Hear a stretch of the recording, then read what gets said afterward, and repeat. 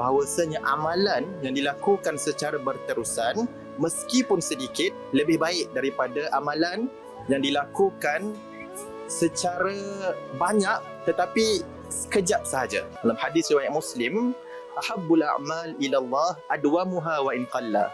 Amalan yang paling dicintai oleh Allah Subhanahu wa taala adalah amalan yang berterusan meskipun sedikit.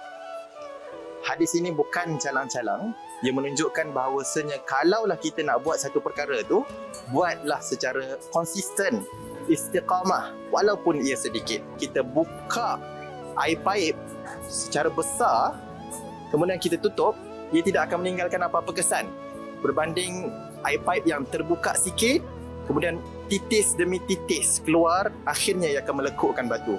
Maka begitulah kita sepatutnya kalau kita nak beramallah secara konsisten dan istiqamah, biarpun sedikit, asal ada, biarpun kecil.